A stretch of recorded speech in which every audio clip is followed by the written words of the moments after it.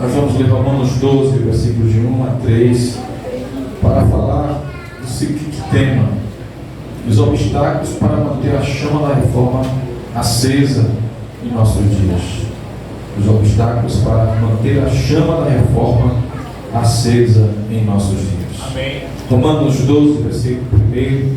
Quantos acharam? Digam aleluia. Aleluia. Quem não achou, diga glória a Deus. Tem gente procurando Romanos 12. Aleluia. Palavra do Senhor, vamos ler juntos aí. Acompanhe comigo a leitura.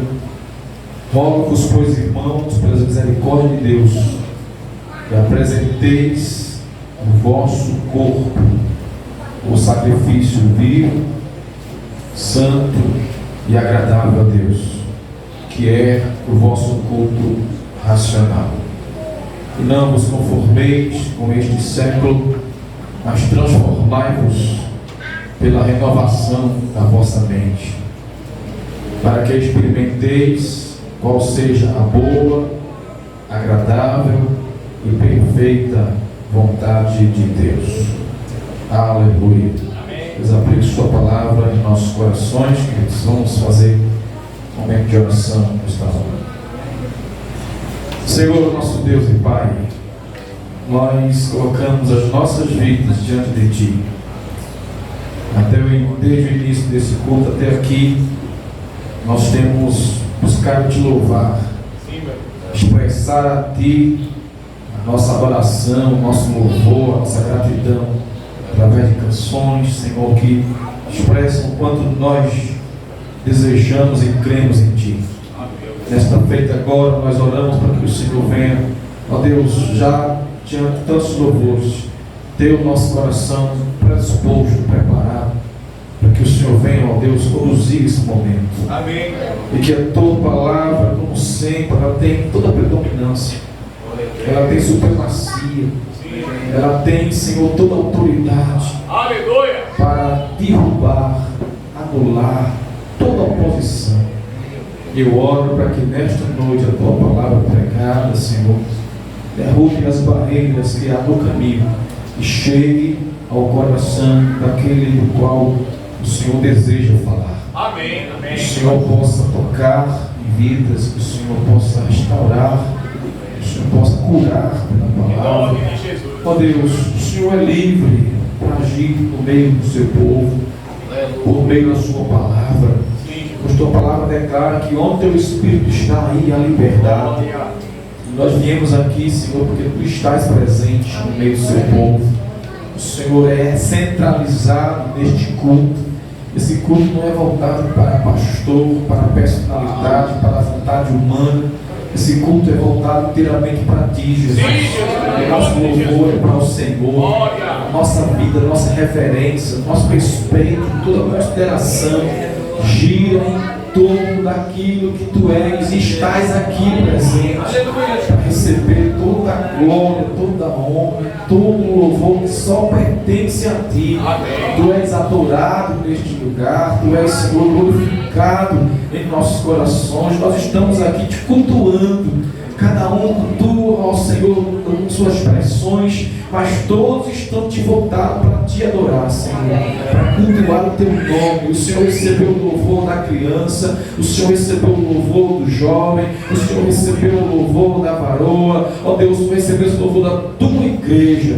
Por isso, Pai, agora vem com a Tua glória, com a Tua presença sobre nós e guia a Tua palavra a lugares remotos, talvez, a lugares escassos da nossa alma, mas que ela esteja lá sendo plantada para germinar vida, para frutificar vitória sobre a Tua igreja, Senhor. Que o Senhor realmente faça cumprir-se em nós a Tua palavra nesta noite. Oramos para que o Senhor tenha misericórdia de mim, ó Deus, que sou pequeno demais para falar de algo tão grande, uma palavra tão perfeita. Senhor, se apieda de mim, tem misericórdia, nos ajuda nesta hora, Senhor, e que a Tua palavra ela vá livre e abençoe o Teu povo poderosamente, para a glória do nome de Jesus. Amém. Amém. Graças a Deus.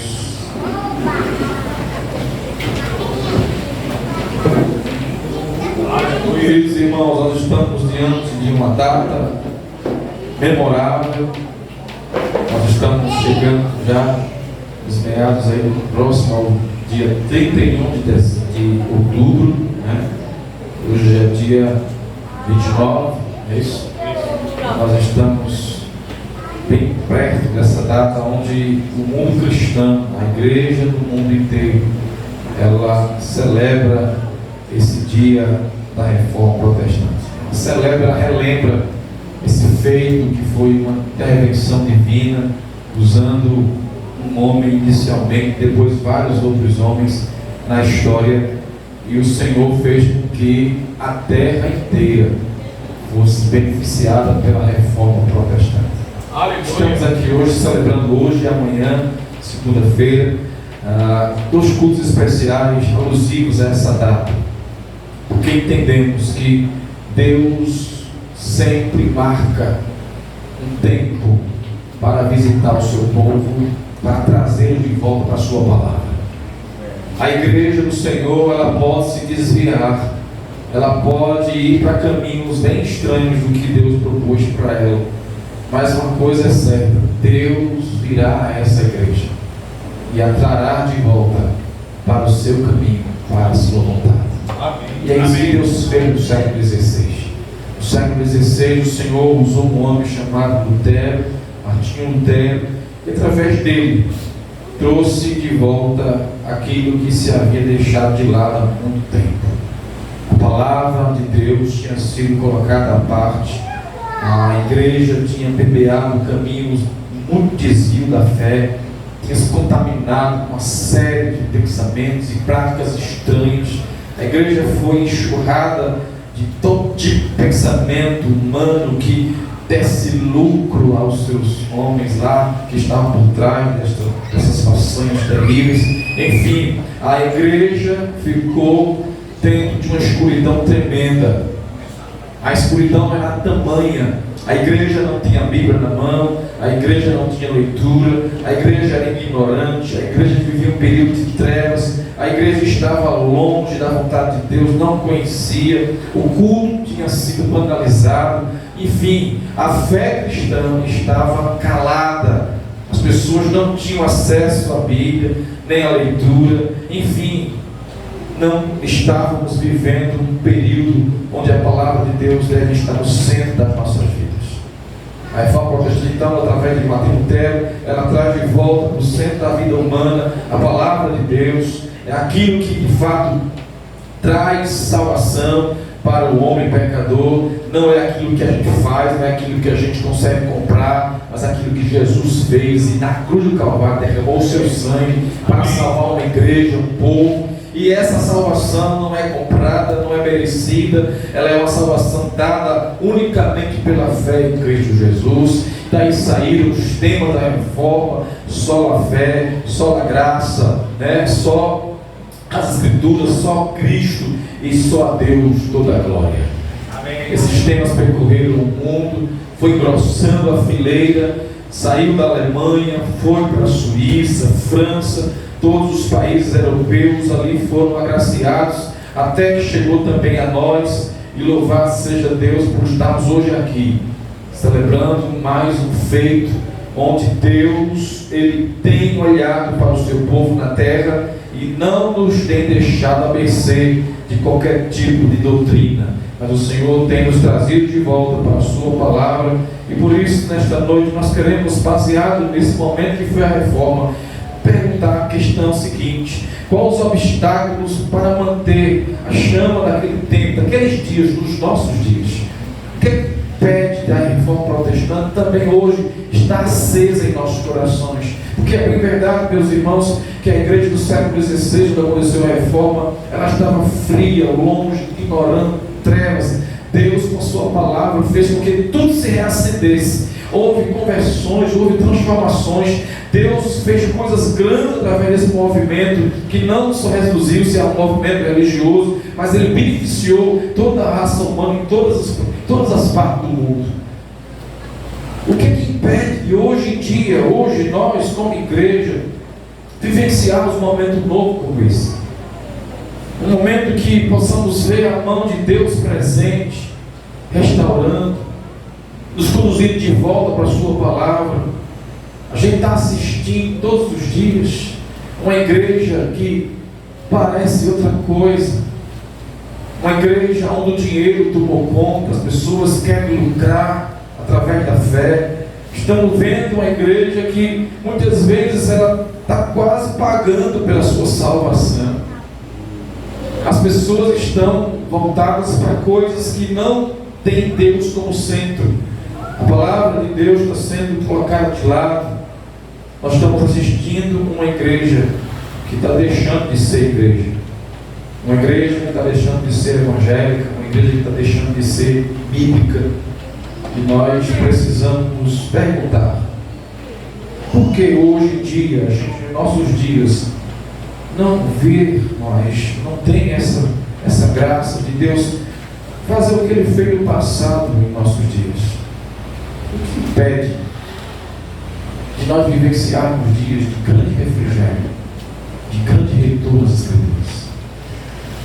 O que impede a gente ser uma igreja fervorosa, uma igreja que não se vala naquilo que faz, mas no que Cristo fez por nós?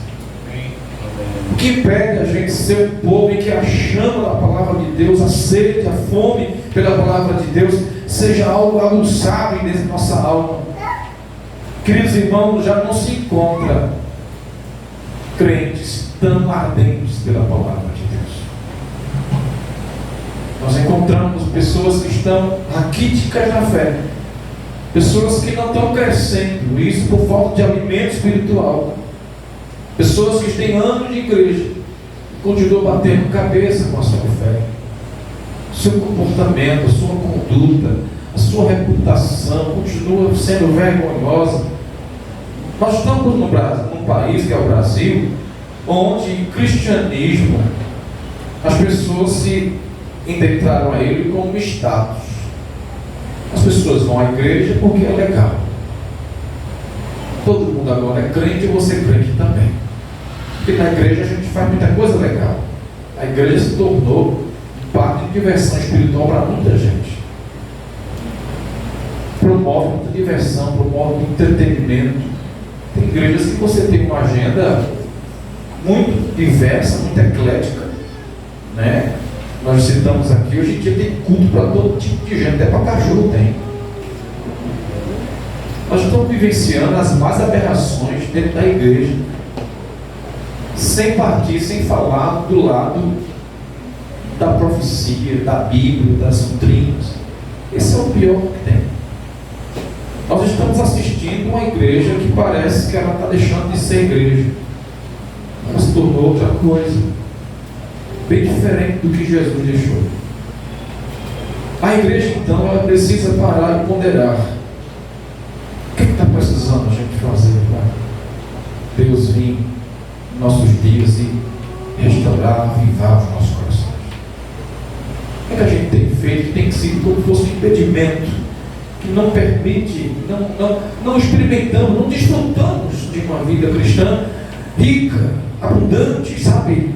Aquela vida quente, ardente pelo Senhor, a qual Jesus, nos seus evangelhos, deixou tantas palavras a respeito disso. Ele fala, o desejo dele de ser esse povo que vivencia uma fé que modifica radicalmente a vida. Nós precisamos então pensar nisso. O que está faltando para que a nossa vida cristã seja ardente, vibrante, firme, seja uma vida onde Deus tenha toda aquela predominância sobre nós? Nós estamos então precisando de que Deus reacenda a chama de um avivamento em nossos corações. Estou precisando que Deus limpe a casa de novo, que Deus faça uma faxina em nossos corações, em nossas mentes. Há alguns obstáculos que se prontificam diante de nós, e é sobre isso que eu quero pensar um pouco com vocês, meus senhores, sobre esses obstáculos. O texto que acabamos de ler em Romanos 12, Paulo fala de um povo que vivia numa cidade, numa nação muito idólatra. Os romanos eram dados a culto pagãos. Os humanos, a quem Paulo escreveu aqui, Romanos 12, 1 ao 3, são pessoas que viviam uma vida, muito idólatra, cheia de coisas estranhas. Havia nessa cidade, em Roma, muitos deuses pagãos. E Paulo prega o evangelho nessa cidade. Os apóstolos são lá, aqueles que emitem a palavra de Deus. E essa cidade é agraciada pela maior força de transformação que existe no mundo, o novo nascimento. O novo nascimento cai aqueles irmãos, eles nascem de novo, passam a viver uma vida santa com Deus, deixam a vida antiga. Paulo escreve a esses irmãos agora, escreve para eles dizendo: olha, vocês foram salvos por Jesus, vocês foram tirados lá do mundo vil, do mundo de corrupção, de idolatria, e Deus trouxe vocês agora para uma nova vida. Vocês são nascidos de novo. E agora ele, terminando a sua carta, lá no capítulo 12, ele vai dizer: olha, meus irmãos, eu quero rogar a vocês, pelas misericórdias de Deus, que em vez de vocês apresentar o vosso corpo como sacrifício vivo, um sacrifício para outros deuses pagãos, apresente o seu corpo agora por sacrifício vivo a Deus, como culto santo, agradável ao Senhor racional. E eu peço a vocês que nasceram de novo agora e que se ofereçam a Deus, que não se conformem com esse século, mas transformem-se pela renovação da vossa mente. Usem a palavra de Deus para que a mente de vocês seja transformada todos os dias. Renove a vossa mente para vocês experimentarem qual seja a boa, agradável e perfeita vontade de Deus. Paulo diz isso, e a seguir Paulo começa a listar uma série de dons que esse povo poderia obter, ou já tinha e tinha que desenvolver, pela graça que foi concedida a eles. Aqui, meus irmãos, o apóstolo Paulo está colocando claramente que uma vez nascido de novo, você que nasceu de Deus precisa cultivar, precisa desenvolver. Não há como você nascer de Deus, terreno fértil, e ficar estéril, sem fruto, sem crescimento, sem aperfeiçoamento. Uma vez em Deus, nascido dele, a igreja cresce. A igreja não se conforma com aquilo que não é agradável a Deus com o seu tempo. A igreja se transforma dia a dia na sua mente, experimentando a boa e perfeita vontade do Senhor. E Paulo está colocando para os irmãos: vocês eram antes pessoas que ofereciam o vosso corpo para outro tipo de adoração. Agora vocês estão aqui desafiados a viver uma vida oferecendo o seu corpo para unicamente adorar ao Senhor. Por isso, Paulo coloca diante desses irmãos o desafio de viver renovando-se na palavra de Deus. Por quê, meus irmãos?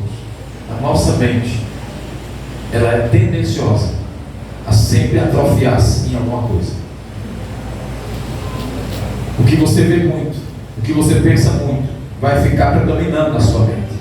E se você não tiver a boa sabedoria de começar a renovar a sua mente diariamente no que é de Deus, na palavra de Deus, alguma outra coisa vai dominar a tua mente e vai dominar também você. Você precisa ter o cuidado, uma vez salvo em Cristo Jesus, você precisa desenvolver essa salvação. Você precisa cultivar ela, você precisa desenvolvê-la de maneira que o investimento dela tem que ser pesado, porque senão no caminho ela para, ela atrofia. E você começa a ficar linguado, limitado, totalmente travado. Paulo está dizendo: mexam-se, se transformem, como? Renovando a sua mente, experimente a vontade de Deus, vivam experimentando e se renovando nessa palavra todos os dias. Ofereçam-se a Deus como um culto que está aqui acontecendo, mas que continua em todo momento na sua vida, na sua casa, no seu trabalho. Espalhe essa vida de culto a Deus e ofereça-se a Deus como um culto, um sacrifício vivo a Ele, racional, consciente do que você está fazendo para o seu Deus. Ou seja, viva e desfrute uma vida cristã totalmente transformada todos os dias. Isso é fácil? Não é. Tem muito crente, como já disse, ficando velho, ficando com a mente parada, porque a Bíblia para ele tornou-se uma coisa bem raro.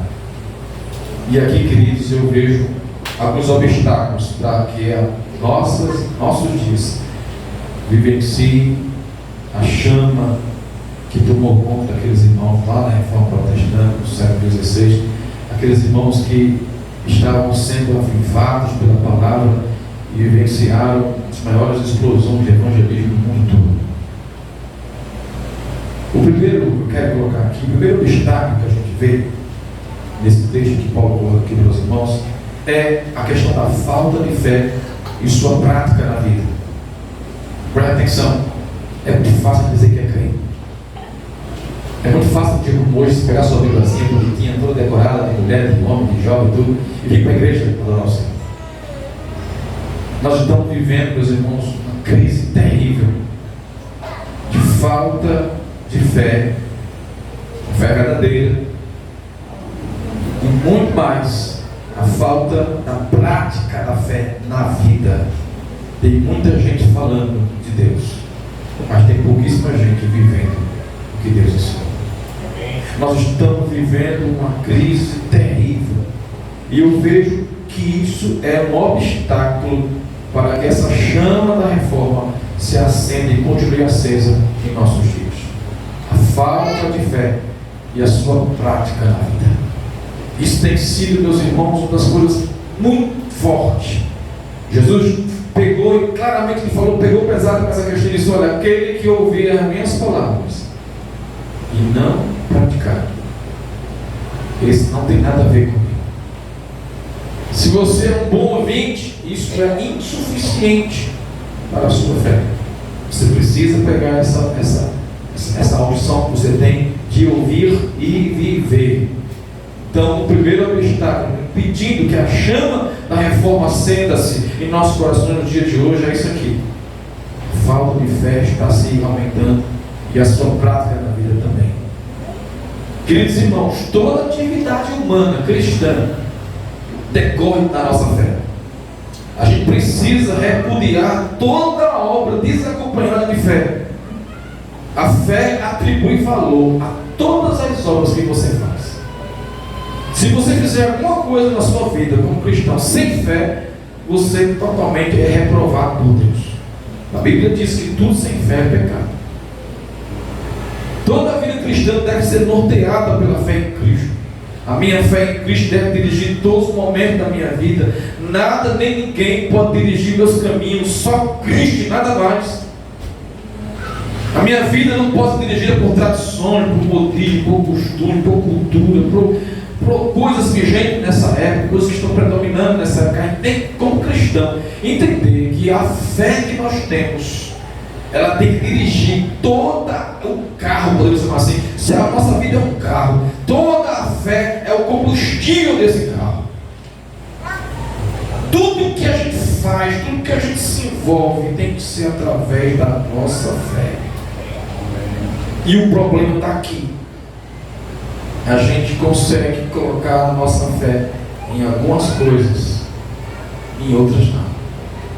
A gente consegue decidir algumas decisões através da fé, norteado pela fé, influenciado pela nossa fé que tem na palavra de Deus, mas em outras coisas a gente tem decidido porque nós gostamos, porque nós achamos. Este obstáculo, a falta de fé, está presente em nossos dias.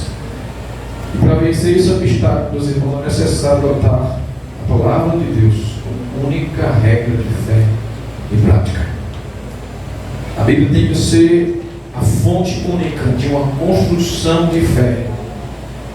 Se você constrói, tem que construir sua fé baseado nas suas experiências, baseado nas suas vivências, baseado no que você acha que é certo, baseado no que o mundo está dizendo que é legal. A gente está construindo uma fé que vai logo cair. Queridos irmãos, a gente precisa entender uma coisa: tudo que a gente vivenciar na nossa vida espiritual com Deus deve ser subjugada à fé das Escrituras. Eu posso sonhar com Deus falando comigo, eu posso ter experiências profundas, sobrenaturais com Deus, mas se isso não se colocar abaixo das Escrituras, para ser clareado por ela, confirmado por ela, não valerá de nada. A Bíblia responde Bíblia. A Bíblia é a luz que ilumina os nossos passos. Ela é capaz o suficiente para construir uma fé firme em Cristo. Todas as nossas vivências, todas as nossas atitudes e ações devem ser conduzidas pela nossa fé em Cristo Jesus. Só assim é que a gente consegue viver, ter boas obras, e essas obras estão enraizadas na palavra de Deus. E aqui eu tenho que há um alerta para nós. Se toda a minha vida tem que ser regida pela fé que eu tenho no Senhor, para que eu pratique essa vida, essa fé, essa palavra, e isso produza grandes bênçãos, há um alerta. Nunca se isole para estudar a palavra de Deus sozinho. Nunca pegue a Bíblia e se isole de tudo, de todos, e vá querer receber revelações isoladas sozinho. Talvez, meus irmãos, nós precisamos ser mais humildes no exame da palavra. E talvez aceitar conselhos de pessoas mais simples do que nós. A palavra de Deus, queridos irmãos, ela está aberta para entrar em nossas vidas. A desculpa de muitos de ler a Bíblia e construir sua fé somente na palavra de Deus é que a Bíblia é um livro muito difícil de entender, né? Mas ela é a única fonte de fé, é a única fonte que forma uma fé verdadeira. Sem a fé verdadeira realizada nessa palavra aqui, a gente vai ficar perdido.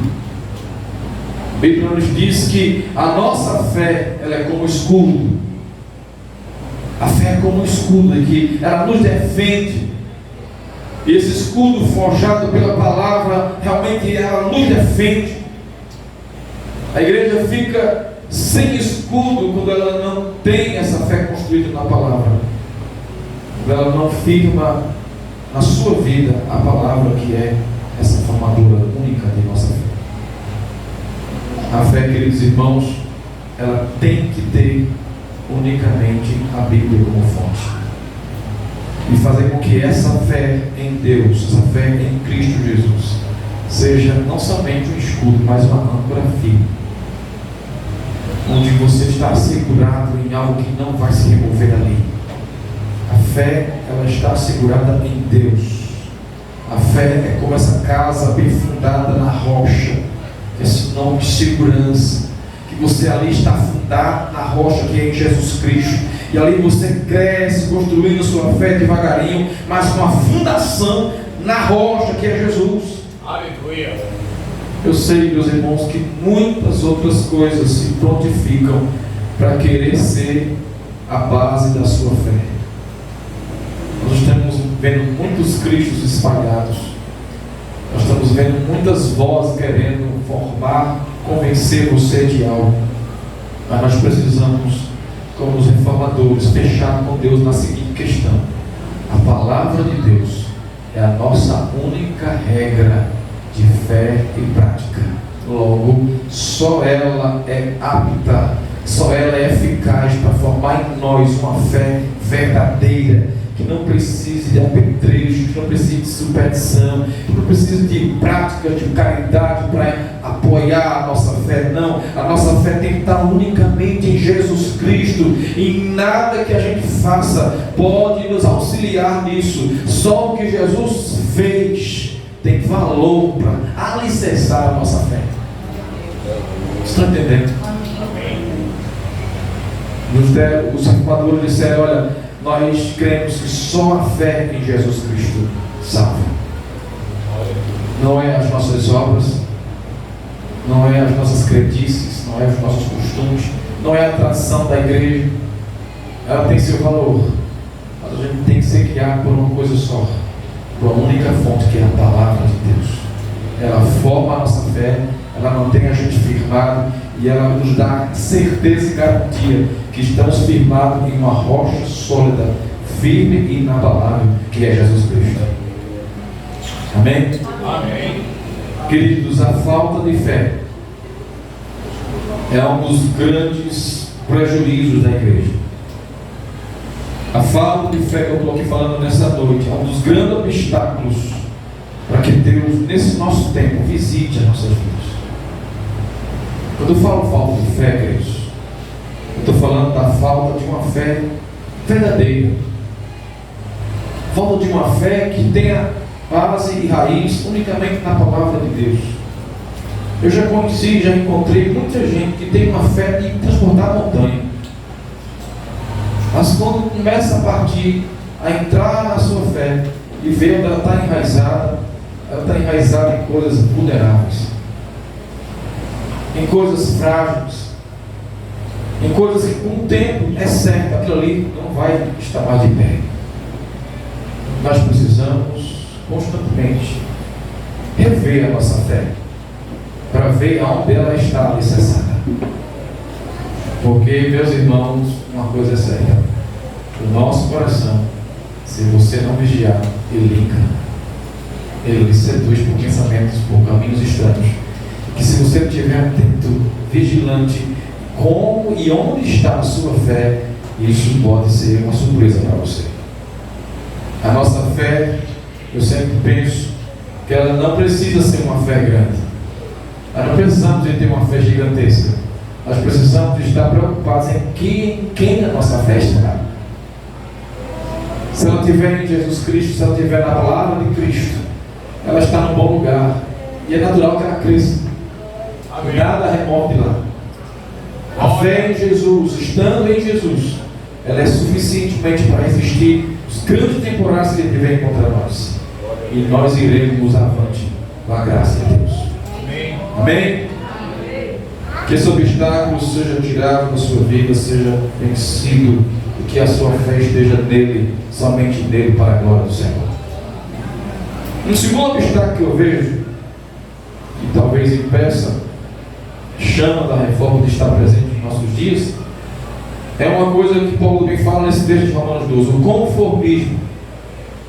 No versículo 2, Paulo diz: não vos conformeis com este século, mas transformai-vos.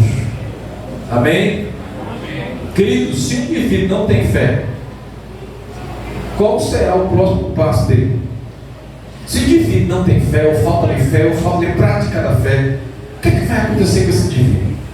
Se o indivíduo ouve a palavra e não pratica, se o indivíduo ouve a palavra e a sua fé não está sendo aprimorada, o que vai acontecer com ele? Eu não vejo outra coisa senão conformismo.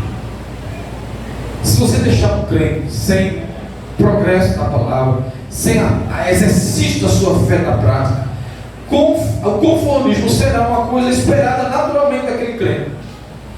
Ao longo do tempo, o conformismo vai abrir nele portas para outras coisas bem danosas. Basta você parar um pouquinho e não alimentar a sua fé com a leitura da palavra, com a oração, não vir muito à igreja, ficar aquele crente mais light, né? Aquele crente mais meio lá, meio cá, aquele crente que vindo 2 vezes por mês na igreja, tá bom, tal. A Bíblia lê quando tiver uma vontadezinha assim de ler, vai dar ler curiosamente e tal. O que vai acontecer com esse tipo de crente? Que a sua fé está em falta, que o progresso dela está sendo minado. Esse crente, logicamente, com o tempo ele vai começar a ficar meio morno, conformado. E aí vai surgir aquele termo que muitos jovens usam hoje: mas isso é normal. Isso é muito normal. Fulano ali também é assim, tal igreja também fala assim. E aí vai começar o conformismo a entrar. Uma vez que a falta de fé se instala, e ela traz também a falta da prática dessa fé, ela naturalmente nos leva ao conformismo. E ao longo do tempo, o conformismo vai abrir portas para a entrada de uma vida medíocre espiritual. As outras influências vão dominando nosso coração, nossa vida. O descuido com a vida devocional, da oração, da palavra diariamente, vai começar a ser abandonado. A banalização da frequência dos cultos na igreja, o indivíduo começa a enfraquecer-se. E ele vai começando a se envolver um pouco com a igreja. E ele vai terminar aquele cristão bem conformado. Aquele crente que para ele, se um crente assim mais fiel é um crente quadrado, ele vai ser um crente redondo. A Idade Média, meus irmãos, foi esse período marcado por esse tempo de profundo conformismo. As heresias, o abandono das práticas da fé foram tomando conta. E hoje a maioria dos cristãos, eles estão sendo vencidos pelo conformismo.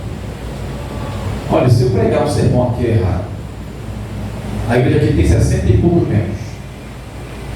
Aí você pensa que 65, 60 e poucos membros vão vir aqui e falar, pastor, você pregou errado, vai vir. Por quê? Porque boa parte de nós, não só aqui, mas em todas as igrejas, boa parte estão conformados. O que é isso? Que ajeita a palavra de Deus para se adaptar ao gosto de cada um. Nós estamos nos tornando mendigos espirituais, que são enfraquecidos diante de forte força que o mundo está colocando sobre nós. Viu? O mundo está pegando pesado. A carnalidade está aí. Toda sorte de tentação está aí no mundo espalhado. Não pense que o mundo, as coisas deste mundo estão pegando leve, não. Agora, meus irmãos, uma pergunta: por que o conformismo tem crescido tanto nas igrejas? Por que o conformismo tem sido uma coisa tão aceitável, tão assim familiar encontrar no meio dos cristãos? Eu conheço várias igrejas que eu tenho contato diariamente com elas, mensalmente, e isso está presente em todo lugar. Acredite você, tem crentes que tiram férias na igreja. Eu já vi jovens dizendo para mim que está de férias na oração. Meus irmãos, esse conformismo está aumentando, está crescendo. Eu vou colocar algumas coisas aqui, porque está em curso uma desconstrução. Se você não atentou ainda, está em curso no mundo, acontecendo no mundo, nesse momento agora, uma desconstrução de tudo que é Deus, de tudo que é família, de tudo que é igreja, de tudo que é valores tradicionais, está sendo desconstruído. E aos poucos, isso aqui vai virar uma sopa total. Não duvide, não. O diabo, com seu sistema maléfico, está desconstruindo no mundo tudo que é bom e útil e necessário para a humanidade. Tem países, já está chegando. Você observa que as coisas acontecem de lá para cá, né? Da Europa para cá. Não sei se você percebeu isso, né? Tanto que vem de ruim, quanto que vem de bom. Da Europa veio a reforma, glória a Deus. Mas também vem de lá para cá uma série de coisas que estão em curso, que é questão de tempo aqui no Brasil também ser aprovado. Nós estamos vivendo nesse tempo de conformismo aí no povo de Deus. E há em curso, e eu acredito que isso tem a ver com esse conformismo que está acontecendo, uma desconstrução total. As pesquisas não mentem. O número de ateus tem crescido. Os números de desigrejados têm crescido. O número de pessoas que são contra os valores tradicionais, não digo nem cristãos, valores tradicionais: respeitar o pai, respeitar a mãe, não roubar ninguém, não ficar com troco, receber a paz. Valores tradicionais estão sendo deixados de lado. Nós estamos vivendo um conformismo porque está em curso nesse mundo uma desconstrução de tudo o que é necessário para a nossa boa vida. Uma outra questão é que tudo que é absoluto hoje em dia está sendo relativizado, está sendo colocado em questão, está sendo colocado em uma análise novamente por pessoas. Ou seja, Deus é o Senhor de toda a terra. A outra vai dizer: não, depende do meu ponto de vista. Se você dizer só Jesus salva, o outro vai dizer: não, depende. Como assim só Jesus salva? Depende de como eu olho para essa questão. E aí começa a relativizar todas as coisas. E aí você vai evangelizar, você vai dizer para alguém: olha, Jesus te ama. Aí ele vai dizer: como ele me ama? Por que ele me dá dinheiro? Por que ele me dá isso? Por que ele me dá aquilo? Então as pessoas vão ter um ponto de vista secundário, subjetivo, 10 vezes partindo para julgar as coisas que estão acontecendo. A Bíblia diz que Deus é o Senhor de toda a terra e Ele abençoou o justo e o ímpio. Deus não tem acepção de pessoa, mas nos últimos dias tem crescido. Não sei se você tem uma visão clara. Nos primeiros séculos do mundo, depois de Cristo, a guerra foi contra o próprio Deus, o próprio Pai. A teologia histórica, ela explica que as pessoas se levantaram contra a pessoa do Pai, a divindade, e aí fizeram muitas acusações contra o Pai. Ao longo da história, nós vamos encontrar ataques contra a pessoa do Espírito Santo, contra a pessoa do Filho de Deus, que é Jesus Cristo. Hoje em dia, você vai nas redes sociais e você não pode falar abertamente essas questões. Tem que ter restrição para falar, para não desrespeitar a religião dos outros. Nós estamos assistindo uma desconstrução mundial de tudo que é de Deus, de tudo que é de família. O conformismo está presente nas áreas da nossa vida em geral. Você pode observar, os crentes estão ficando tão conformados que tudo que se fala de investimento na vida espiritual está em decadência. Um de nossos filhos consegue acordar cedo para ir para uma escola, mas não consegue acordar cedo para ir para a igreja. Nossos investimentos na sociedade, nas coisas que a gente gosta, do que a gente quer, são investimentos altíssimos, irmãos. A gente é pobre, mas sempre gosta de coisa cara, de boa, marca. Nós estamos vivendo um conformismo nas áreas diversas. Nós estamos vivendo um conformismo na pior área, que a gente nunca deveria entrar em crise nenhuma, que é a área espiritual. E na área espiritual está acontecendo uma coisa terrível. As pessoas não oram mais. Elas não dão mais ouvido à palavra de Deus. Estamos roubando de Deus o que é propriamente dele. Nós enterramos nossos dons, nós estamos espiritualmente enfraquecidos. Queridos, eu fico imaginando se vier uma perseguição como viu no primeiro século para a igreja. Será que vai sobrar com o crente em pé? Em cada dia da nossa vida a gente está vendo as pessoas cristãs se descristianizando, adotando cada vez mais práticas do mundo. A gente sabe que o crente é uma Bíblia aberta para o ímpio, né? O ímpio fica olhando a vida dele, se guiando por ele. Inevitavelmente você é olhado por um vizinho que não tem Jesus. Ele olha para você, ele tenta ver em você como crente uma coisa melhor do que a dele. O ímpio, quando ele olha e vê uma coisa pior do que a dele. O camarada que é incrédulo, mas dá lição moral em crente. Nós estamos vivendo então esse conformismo generalizado, meus irmãos, nas igrejas, nos ministérios. E Paulo está falando, vocês precisam reagir, se transformar. E isso começa na mente de vocês, experimentando a palavra, vivenciando coisas preciosas na presença de Deus. Nós estamos sendo levados a esse conformismo terrível. Eu não sei se ele já bateu a porta da sua casa, mas a minha já bateu. E ele quer entrar. O conformismo está querendo entrar em nossas casas. E nós precisamos estar vigilantes. Porque através de um comercial de televisão, o inimigo entra. É incrível. Através de um filme, de uma série, de uma novela, de um rádio, de uma música. Rapaz, acaba com a família. Uma mensagem de texto bobo, né? Mas já descaminha alguém para caminhos bem estranhos, queridos.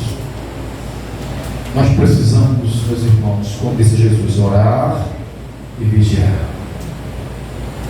Assim como minha mãe ia para a igreja orar e ela colocava do lado de mim tudo, eu, o outro irmão, até o mais velho. A gente ficava ajoelhado, tinha que ficar ali. E se uns levantassem, era um beliscão que ardia, como ardia, meu Deus. Ajoelhado, não pode sair na oração.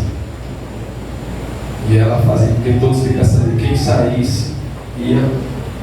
O negócio era sério, viu? Meu pai não, mas minha mãe era valente.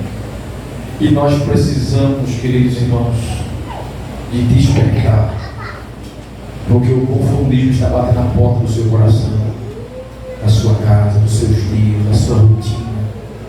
E quer fazer com que você, olha, descanse, fique bem light com a sua fé, sabe, com as suas práticas, com as suas obras, com a sua vida.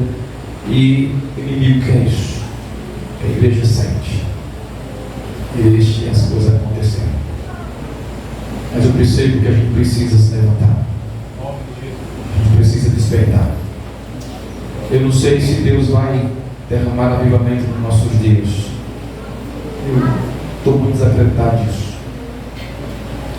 Porém, eu continuo clamando por isso, para que pelo menos meu coração ele avive, minha alma volte a arder de forma mais intensa, mais forte. Nós precisamos, queridos, fazer uma revisão na nossa vida. Antes que a reforma seja um desejo nosso, nós precisamos fazer uma revisão dentro das nossas vidas. Há uma outra coisa aqui que eu vejo que o apóstolo Paulo ele cita como sendo um obstáculo para que a chama da reforma aconteça em nossos dias. Paulo pede à igreja aqui para a igreja não se conformar, mas transformar-se pela renovação da vossa mente. Aleluia. Para que ela experimente o que? Qual seja a boa, agradável e perfeita vontade de Deus. Eu creio, meus irmãos, que o santo apóstolo está preocupado com uma coisa aqui. Se a gente não fizer isso aqui, além da gente perder e enfraquecer a nossa fé, além da gente se tornar conformista com esse tempo, nós, com um longo tempo, iremos também perder a nossa diferença. A perda da diferença é uma coisa natural para quem deixa de praticar aquilo que você foi chamado para fazer. Quando se altera a fé em Cristo, quando o conformismo entra e faz parte da nossa vida, inicia-se um processo de construção. Tudo que é sagrado, a nossa identidade começa a ser mexida. Nós somos transformados em outras pessoas, pensamentos diferentes, comportamento diferente, totalmente diferente do que o autêntico cristão tem. Em todos os tempos, a igreja sempre foi chamada, desafiada para ser um povo diferente. Em nenhuma geração a igreja foi chamada por Deus para ser igual ao seu tempo. A igreja sempre foi desafiada a ser um povo diferente. É por isso que a palavra diz que nós somos igreja, somos nova raça, novo povo, somos um povo de identidade exclusiva de filho de Deus, regido por um rei espiritual, por lei totalmente diferente da legislação desse mundo. Tudo na vida do povo de Deus tem que ser diferente. Nós não somos mais daqui. Deus passou a habitar em nossos corações. Tudo que havia em nós de antes foi trocado por algo novo. Deus mudou o nosso destino. Deus mudou a nossa rota que a gente tinha a seguir. Deus, como se fosse um GPS perfeito, que Ele recorrigiu a rota e colocou você no caminho do céu. A igreja, meus irmãos, tem mais de 2000 anos de história, e sempre que ela vai perdendo sua diferença, Deus se responsabiliza em resgatar a sua valiosa e indispensável diferença. Muitos de nós, e não poucos, estamos com uma vida mais vergonhosa do que muitos incrédulos. Mas Deus nos fez promessa de restauração. Você lê os profetas da Bíblia que começam com grandes ais, grandes ameaças de Deus, grandes palavras de dureza, mas sempre todos os livros proféticos terminam com mensagem, promessas de restauração do povo de Deus. Sempre terminam com um fio de esperança aceso. Amém? Amém. Meus irmãos, eu creio que nós estamos num tempo, como eu falei no início, a igreja talvez esteja perdendo a sua diferença, está se tornando uma coisa bem estranha. E nós precisamos muito de desejar que Deus venha nos avivar, venha nos despertar, para que a gente não perca a diferença. Porque se a gente perder a diferença de um povo diferente, por Deus ter nos tornado diferentes, Então a gente não tem mais sentido de estar aqui. De que vale a gente estar nesse mundo para ser igual ao mundo? Se a igreja está nesse mundo e ela torna-se igual ao mundo, ou parecida com o mundo, então ela perde a sua razão de existir. Ela não tem razão de estar aqui. Se chega uma igreja nesse bairro, nessa rua, e essa igreja não é diferente em nada dos povos que moram aqui, que não tem Jesus, de nada vale. Se você está morando numa rua, que boa parte lá é tudo incrédulo, e você vive tal como eles vivem, então a coisa está muito séria.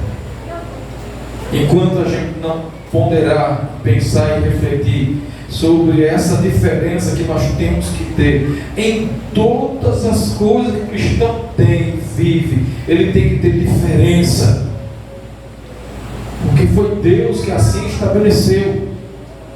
Se a gente não for um povo diferente, não estou falando esquisito não, estou falando um povo esquisitice não, estou falando um povo diferente pela forma de viver, de falar, de pensar, de agir, todos os aspectos. Nós temos que ser um povo diferente, porque o próprio Deus, meus irmãos, veio morar em nós. Para quê? Para sermos um povo totalmente diferente. Nossa vida não pode ser uma vida igualitária, normalizada como não está. Nossa vida tem que ser uma vida de um povo que tem uma marca, que essa marca, como escreveu o apóstolo Pedro, se alguém perguntar a razão da vossa esperança, esteja na ponta da língua pronto para responder, que é Jesus Cristo.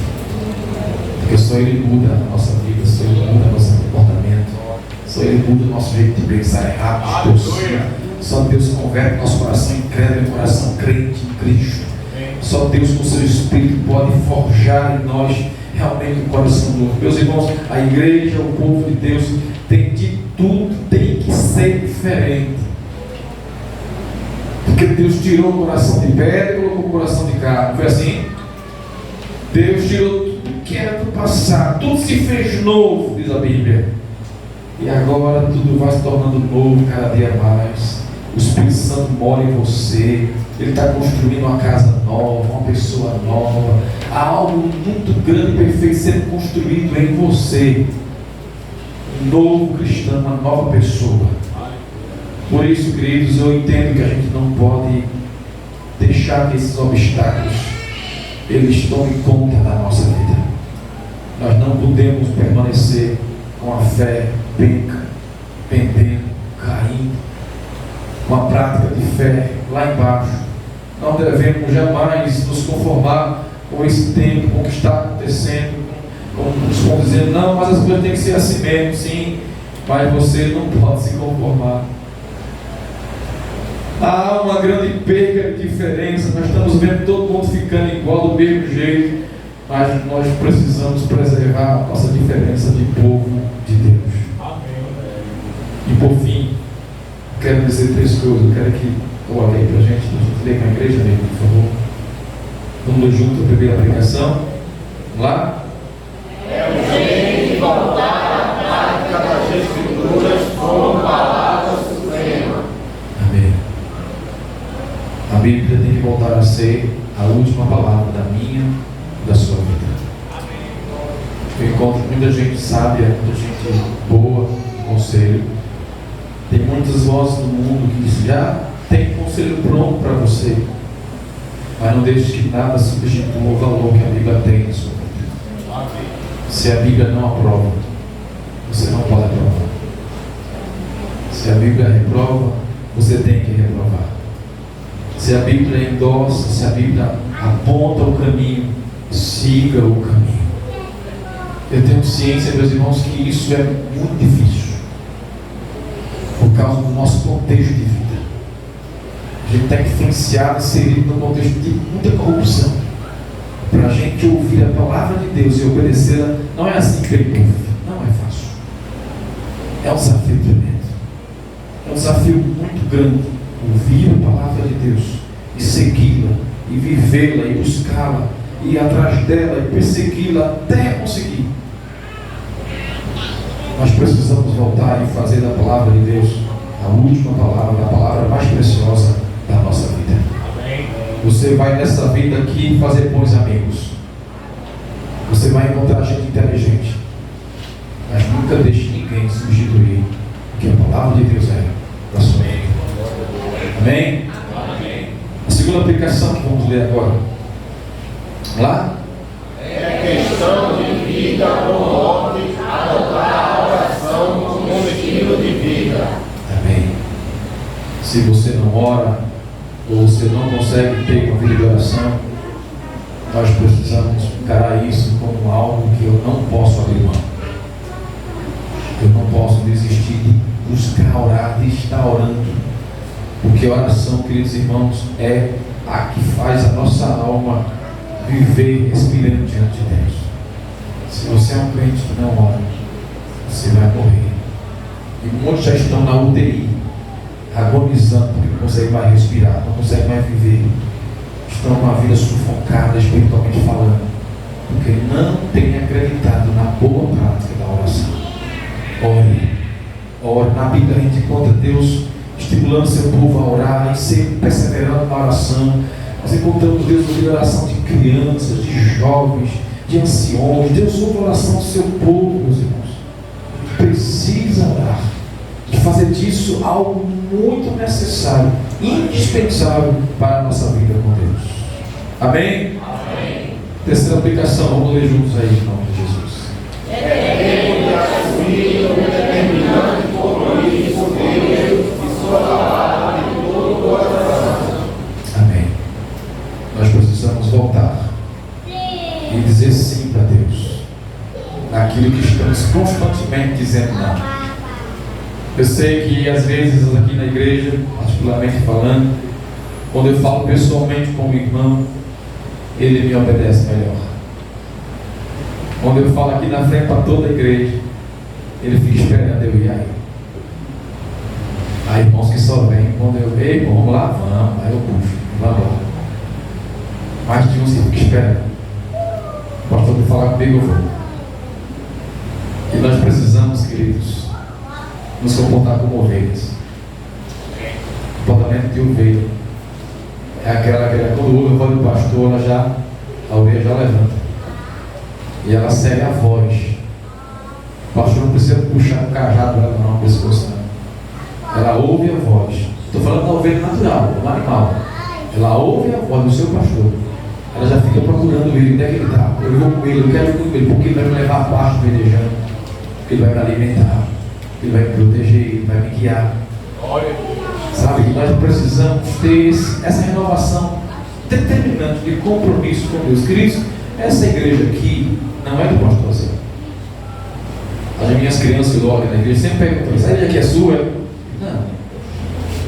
Mas aqui não é seu? Não. Você é pastor? Eu sou, eu não sou dono desse. Eu tenho que explicar tudinho como está da igreja. Não, isso aqui não é meu. Se eu morrer, isso aqui tem que ser levado para outra igreja, para outra pessoa me assumir. Eu explico tudinho. Mas a mentalidade que prevalece muitas vezes em nós, crentes em Jesus, é que isso aqui é do pastor. O dinheiro que entra aqui é do pastor. O som da igreja é do pastor. Tudo é do pastor. Na realidade, temos aqui nada é nosso. Nada é dele. Eu não tenho poder sobre nada disso aqui. Ao contrário, Deus me colocou para administrar esta casa, esta igreja. Isso é bem diferente. Eu irei prestar conta a um justo juiz, que um dia me chamará para eu dar a ele toda a prestação de conta de tudo que ele entregou nas minhas mãos para eu administrar. Nós precisamos, irmãos, estar sensíveis a Deus e entender de uma vez por todas a obra de Jesus. Amém. A obra não é de Josiel, não é de Val, Fábio, nem de Maria, nem de José, nem de João. A obra é do Senhor. Com isso, eu estou lhe chamando a atenção para que você assuma um compromisso com Deus. A igreja está aqui, tá? Mas ela de nada vale se você não estiver aqui. Se você não tiver assumido um compromisso com o Senhor. O pastor, ele é alguém que conduz o rebanho. Ele não obriga ninguém. Ele não pode impor sobre ninguém. Uma das características do pastor é que ele é uma pessoa maleável, uma pessoa compreensiva, e que ele tem que negociar com os seus membros para que eles venham seguir a Jesus. Eu não posso pegar o microfone e meter na sua boca e diga pregue e fale. A gente não pode, não deve obrigar ninguém a nada, Deus. Apesar que tem igrejas que as coisas são obrigadas e funcionam melhor do que aqui. Porque tem gente que já se acostumou debaixo da ordem. Só vai no grito. Só vai se tiver o comando. Se tiver o comando, ele não vai, não sai do canto. O que eu estou colocando para os irmãos é que você, como ovelha de Deus, seja sensível ao Senhor. Você tem um compromisso com Deus. E Deus espera de você uma reação. Não espere que alguém empurre você. Não espere que alguém dê uma bajulação para você fazer para o Senhor. Vá fazer isso ou aquilo na casa do Senhor. Seja sensível ao seu Deus. Você foi chamado por Ele para quê? Para servir com fidelidade. Se o pastor vai estar lá ou não, você tem que estar, porque se você assumir um compromisso com Deus, é lá que você tem que estar. Ah, mas ninguém reconheceu. Não espere reconhecimento de ninguém. Reconhecimento sempre vem de cima, nunca vem daqui. Aleluia! Precisa se voltar para cima e esperar tudo de cima. A igreja do Senhor, as ovelhas do Senhor Jesus, elas têm que estar sensíveis ao seu Senhor, ao seu bom pastor supremo. Independente do que acontecer aqui, porque se amanhã o pastor Zé não cair em pecado, como é que vai ficar a sua vida? Se amanhã deixar de ser pastor, isso é possível. Eu sou cara igual a você. Nós precisamos nos mirar no pastor supremo, que todos os dias ele fala comigo e com você. Cadê você? Cadê o seu compromisso? Cadê o seu zelo, a sua boa obra, o seu testemunho? O bom pastor está sempre nos advertindo, nos alertando. Antes que chegue o mal, o tempo hábil, ele nos traz o alerta. Que Deus nos ensine, queridos irmãos, a ser pessoas sensíveis a Deus. Porque é muito fácil ser fiel a Deus na frente das pessoas. Mas Deus quer muito mais de nós. Deus quer muito mais de você. Deus quer que a gente seja crente nas quatro paredes do nosso quarto. Deus quer que a gente seja santo lá no meio daqueles amigos que só falam pornografia. Deus quer que a gente seja amizade de pureza para pessoas que não têm Jesus. Deus quer que a igreja seja a luz desse mundo de trevas. De nada vale estarmos aqui hoje, domingo do Senhor, dia do Senhor, mas se a nossa fé está em falta com Deus, nós precisamos levar Deus a sério. Nós precisamos levar a palavra de Deus a sério. Nós precisamos ser cristãos de verdade. O meu discurso sempre foi esse. Sempre quando eu prego isso, é porque Deus de alguma forma está alarmando meu coração. Porque cada dia eu percebo que a minha carne quer dominar mais. E eu preciso reagir. Eu preciso montar estratégias para que ela não tome o controle da minha vida. Não seja dominante no meu coração. Nós precisamos, meus irmãos, lutar de maneira ferronha contra tudo que vem contra nós. E olha que vem coisa pesada. Eu sei como é que você vê a vida de um pastor. Mas eu não quero nem falar muito para não me assustar. Mas é coisa pesada demais. Deus devia entregar essas coisas para nós fazermos. Deus devia entregar os anjos mesmo. Porque é um negócio pesado para você conseguir. Pastoreio de uma igreja. Por isso que o Senhor perguntou a Pedro: Pedro, você me ama mesmo, Pedro? Precisa de um amor muito sincero, muito verdadeiro para cuidar do meu povo. Se você não amar a minha igreja, as minhas ovelhas, então não tem como você ser pastor de ovelhas. Queridos, os pastores no mundo afora sofrem em demasia para cuidar do rebanho do Senhor. Olha, todas as profissões desta terra, elas têm um fim aqui. O pastor é um camarada que ele tem que se esmerar no seu ofício, porque ele está cuidando de vidas que vão durar a vida eterna. vão durar para sempre. E se eu tiver um errinho só com você, isso vai pesar na minha conta. Deus vai pesar sobre mim isso aí. Eu não posso aprender errado para ensinar errado. Eu não tenho esse direito. Eu não tenho o direito de falar o que eu quero aqui, o que eu pensei. Você fala, eu vou falar isso lá hoje. Não posso ter esse direito, não. É algo muito minucioso e até um tanto assustador em certo nível. Nós precisamos entender que é tempo da gente parar de brincar, viu? Parar de brincar de ser crente. Parar de ser crente negligente, medíocre, se contenta com pouco, que já olha para a Bíblia e acha que já está suficiente para estar tranquilo, está bom, sabe? E fica conformado. Já tem orado todo dia um pouquinho, antes de dormir, está bom. Jesus está vindo aí. E Ele vai cuidar do que é seu.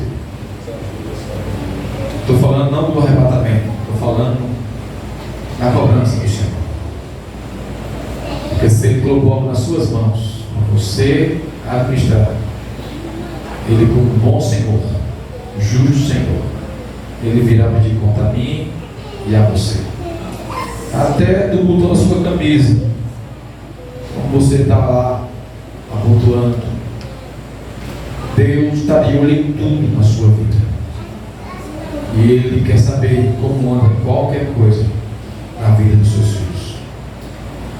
Deus vai visitar as áreas das nossas vidas. O Espírito Santo vai visitar as áreas das nossas vidas. E Ele vai começar a remexer as coisas triviais que estão no lugar das coisas prioritárias. Coisas secundárias que estão ocupando o lugar daquilo que é de Deus. Isso é algo ridículo.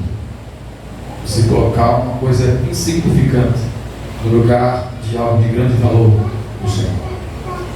Mas Deus vai visitar as nossas vidas. A melhor de todas as visitas da nossa vida é quando Deus chega para nos visitar, para nos levar de volta para a sua presença. Amém. Para nos arrastar em braços de amor para a sua vontade, para o seu querer. Essa é a minha maior oração. Que Deus visite a tua vida, o teu coração. Que você não desconte em Deus por causa de pastor fulano, por causa de igreja tal, por causa de irmão fulano. Não desconte em Deus a sua infidelidade por causa das pessoas. Deus não tem nada a ver com isso. Isso é vocês que são carne e homem, é a gente mesmo. Deus é Deus, igreja. A gente deve a Ele a honra, a glória, a fidelidade. Tudo a gente deve ao Senhor. E não deixe de dar a Ele o que Ele merece, não que Ele diga, não por causa de fulano, não. Você tem que continuar servindo a Deus. É o mundo caindo, a igreja caindo, escandalísticos aqui, e você ali, Senhor, tem misericórdia de mim. Eu não posso largar a mão do meu Deus. Porque se eu começar a olhar por defeito, para as acusações, perseguições, problema, a gente para e ainda fica contra todo mundo. Que Deus tenha misericórdia de nós. Que a Bíblia não seja um livro de enfeite, sabe, de fazer ego no nosso carinho no nosso ego aí. Que a Bíblia seja a palavra de Deus e que a gente aceite ela como ela é. E tome vergonha na cara e comece a ser crente de verdade. No seu trabalho, na sua rua, assuma a sua posição de cristão.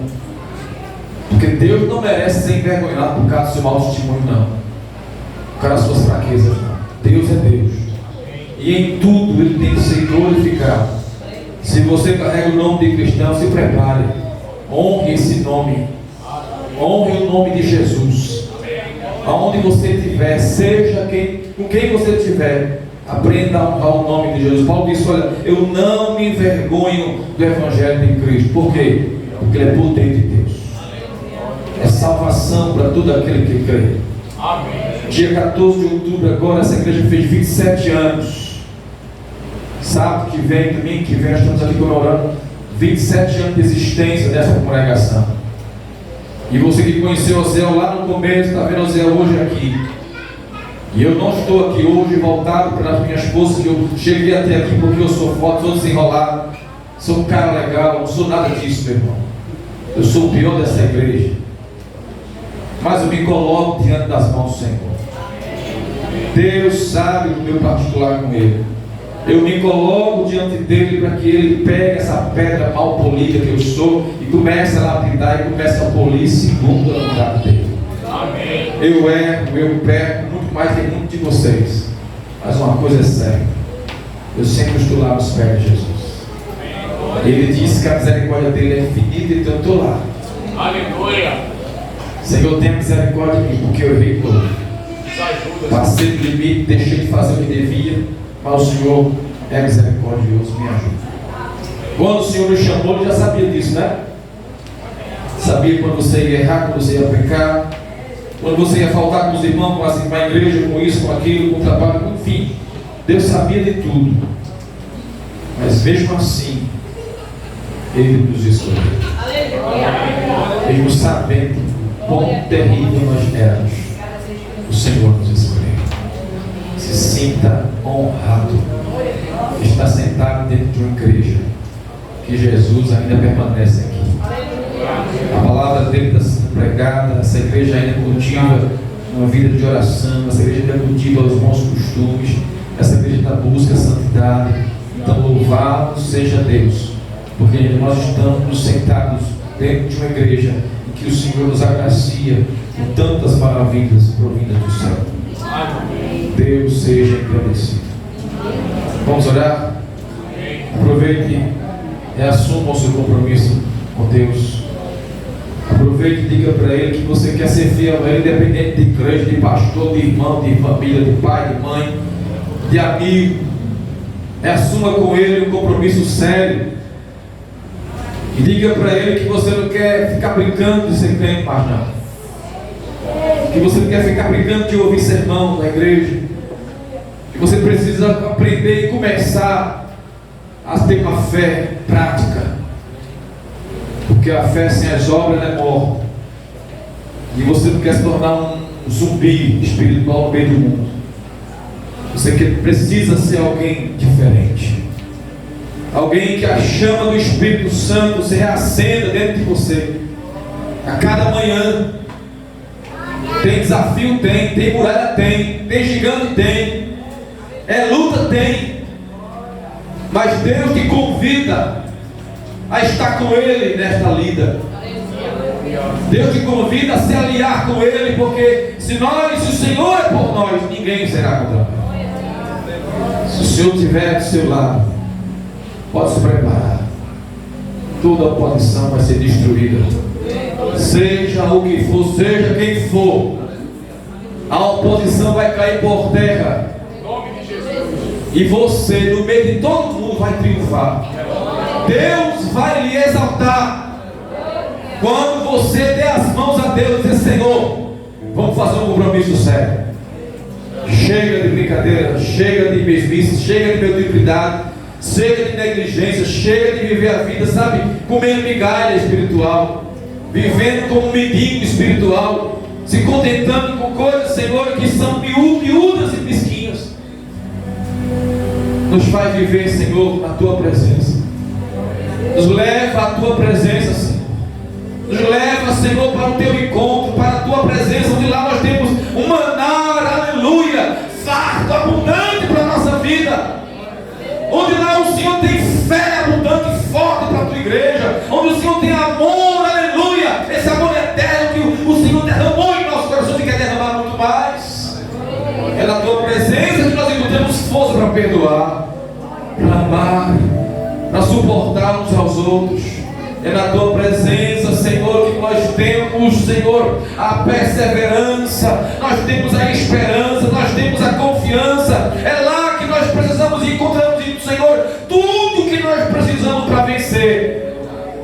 Ajuda-nos, ó Deus, a sair dessa mediocridade de filho espiritual. Que esses obstáculos, Senhor, que são a falta de fé, o conformismo, a perda da diferença, Senhor, sejam tirados de nossa vida. Hoje é domingo, dia da ressurreição do Senhor. dia de recomeço, dia de fazer aliança com Deus, dia de voltar-se para o rosto de Deus, dizer: Senhor, olhe para mim, Senhor, porque eu preciso ter um brilho na minha vida. Dia de dizer não àquilo que é do mal, aquilo que é mundano, aquilo que é carnal. Dia de romper com o pecado, dia de se voltar para Deus, dia de se entregar a Deus, dia de dizer: Senhor, eu estou aqui de novo, tu sabe que eu não presto, tu sabe que eu não tenho, Senhor, nada de bom em mim, mas o Senhor diz na sua palavra que o Senhor veio para aqueles que não eram, o Senhor veio para os doentes, o Senhor veio para os fracos, o Senhor veio para os pobres, para os impotentes, os incapazes. O Senhor veio para dar esperança e resgatar vidas que estavam perdidas como ovelhas sem pastor. E nós estamos, Senhor, carentes da Tua força. Nós cremos que o Senhor pode reacender a chama do avivamento do Teu Espírito no nosso coração. Nós cremos que o Senhor pode visitar a igreja que há dentro de nós e avivar, acender aquele fogo lá que não podia se apagar nem de dia nem de noite, e dar de volta a este crente o prazer, dar de volta à tua igreja o prazer da tua presença, e voltar a ter alegria e gozo no louvor, na oração, no evangelismo, no falar de Jesus, no jejum. Dá de volta, Senhor, ao teu povo o prazer da tua presença. Aleluia. Para que a tua igreja redescubra, reexperimente de novo o primeiro amor. E volte, Senhor, para os mananciais de águas vivas, onde nós seremos saciados de nossa sede. Seremos, Senhor, saciados de tudo que a gente precisa. A tua palavra diz: buscar em primeiro lugar o reino de Deus, sua justiça, e as demais coisas lhe serão acrescentadas. Foi o Senhor que diz. Por isso, Senhor, leva-nos a Ti, tira esses obstáculos da nossa vida. Eu falei aqui hoje muita coisa ruim, Senhor. Eu falei para que nós possamos ter a consciência de que isso tudo precisa parar de existir. Pode existir em outra pessoa, mas nós que ouvimos a palavra do Senhor hoje aqui, o Senhor está trazendo você para perto da fonte e dizendo: meu filho, você precisa beber de uma água limpa. Aleluia. Você precisa se fortificar. Chega de ficar prostrado, chega de ficar ali recuado, parado. Deus não chamou você para viver assim. Deus não chamou você para ficar vivendo uma vida amargurada, depressiva, ali totalmente angustiante. Deus não chamou você para você ficar perdendo todas as vezes. O diabo te derruba, a tentação te derruba. Não, Deus não chamou você para isso. Para que isso mude hoje, aqui, agora. Você precisa tomar uma posição diante do seu Deus, porque o seu Deus já está de pé para lutar a batalha com você. O Senhor, seu Deus, já está de pé para estender a mão para você que se acha fraco. O Senhor, seu Deus, já está de pé pronto para estender a graça e lhe fortalecer e lhe levantar. Não espere com isso algo miraculoso, algo extraordinário, não. Simplesmente faça um negócio com Ele. Assuma um compromisso com Ele. Você e Ele, e mais ninguém. E Ele vai trabalhar dentro de você. E nesta noite para amanhã você vai sentir a presença de Deus operando nas obras da tua vida, nas ações da tua vida. A palavra que eu preguei, estou pregando aqui nessa noite, ela vai começar a fazer efeito dentro de você.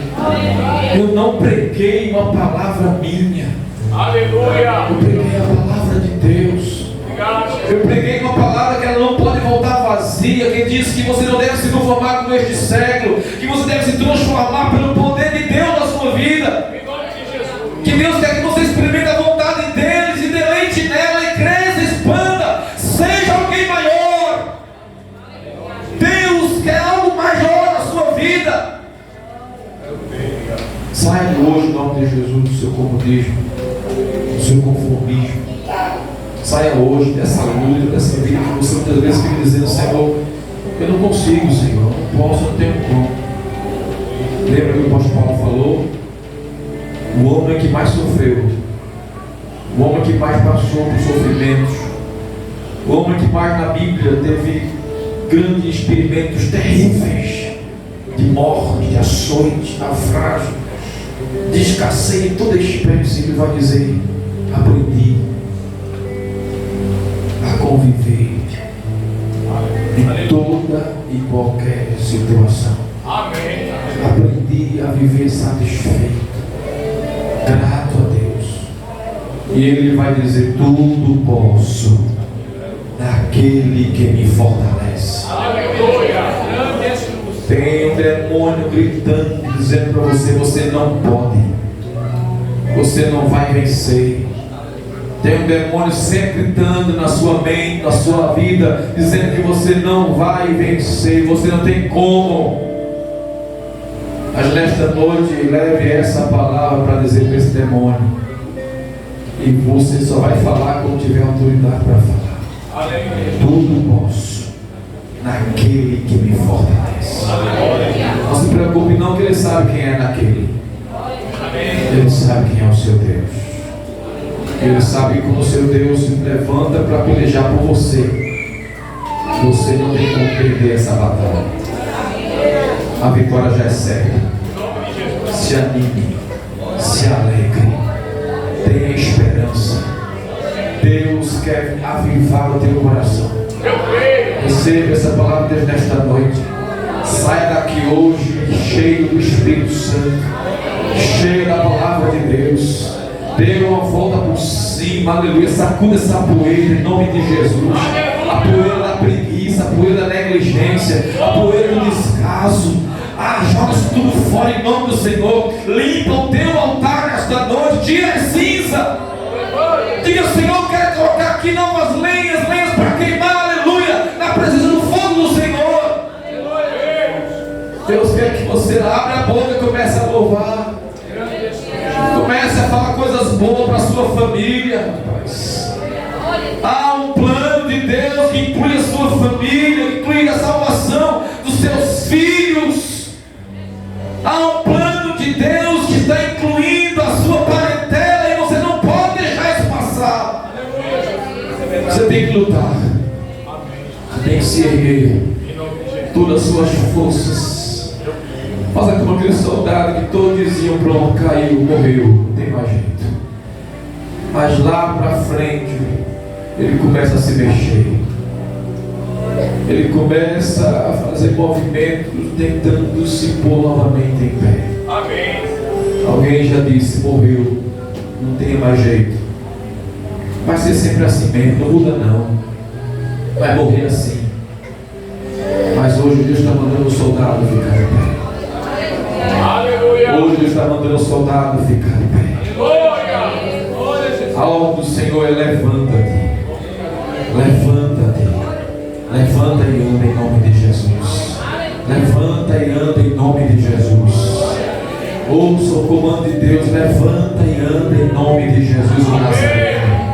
Não importa quantos anos já faz, não importa o que te levou a esta miséria, esse estado de decadência, hoje Deus está dando a ordem: levanta e anda em nome de Jesus. Porque há um Deus que faz você poder vencer. Deus que te faz vencer poderosamente. Há um Deus que te levanta e te renova. E renova a tua força. Quando mais não tinha esperança, Deus faz tudo de novo. Deus levanta de novo. Deus fortalece você de novo. Não se preocupe como vai ser. Deus fará com que tudo seja diferente. Porque uma coisa é você estar com a cabeça baixa, um semblante derrotado, cabeça lá, quase encostando no chão, se arrastando. Outra coisa é você erguer a cabeça, olhar com convicção e fé, e sair pisando nos demônios, nos espinhos que estão à frente. E Deus calçando seus pés para você andar calçado com o evangelho da paz, perdoando, amando, aleluia, proclamando, se revestindo de Deus, se consagrando, tendo uma vida diferente, para ser diferença lá onde você está.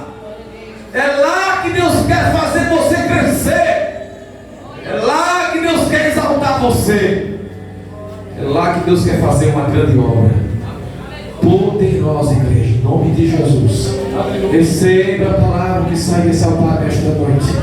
Receba a palavra de vitória, de renovo, de graça, de poder de Deus nesta noite para a sua vida. Por favor, ignore quem é Uziel e receba a palavra de Deus. Receba essa palavra em nome de Jesus. O Senhor está te mandando ficar de pé, se levantar, se erguer, porque Ele tem coisas grandes para você viver, porque Ele não acabou ainda. Ainda não é o fim, ainda não é esgotado o que Ele tem para a sua vida. Eu sei, houve muitos deslizes, houve muitas quedas, muitos arranhões, muitas cicatrizes, tem muitas mágoas, tem muitas coisas dentro do seu coração, mas o Senhor, seu Deus, Ele sabe cuidar de todas elas. Aceite o desafio de Deus. Aceite o privilégio de ser um campeão no mundo de treva, no mundo de terror. Se levante nessa noite em nome de Jesus para viver aquilo que Deus tem para você viver em nome de Jesus. Amém. Deus está mostrando ao marido nessa noite que Deus vai levantar. Um marido que Deus vai revestir com vestes novas. Amém. Que vai erguê-lo para ser um marido abençoado para sua esposa, que está aqui nesta noite. Deus vai fazer uma grande obra na vida de alguém que está lá há muito tempo, torto, com a vida toda errada, mas o Espírito Santo de Deus vai consertar e vai completar a obra que Ele começou, porque Ele é fiel. E Ele vai cumprir a palavra dEle na vida de alguém. Amém. Em nome de Jesus. Senhor, eu te agradeço pela Tua palavra. Te agradeço por essa igreja reunida celebrando o Senhor. Tão grande feito, Senhor, na reforma protestante. Aleluia. Não deixe esse movimento somente lá, Senhor. Traz para cá. Em nome de Jesus. Sopra o Teu vento de recomeço, de vida, de bênçãos sobre este povo, nossos dias, sobre esta igreja em especial. Sopra o Teu vento, Senhor, de avivamento em nossos corações e nos faz inconformadamente viver para Ti, sempre querendo mais, buscando mais e sabendo que Deus é fonte inesgotável. Ele vai te encher, Ele vai fazer você abundar em graça e bondade, porque Ele é fonte de poder, de graça e de unção. Muito obrigado, Deus, em nome de Jesus. Aleluia, graças a Deus.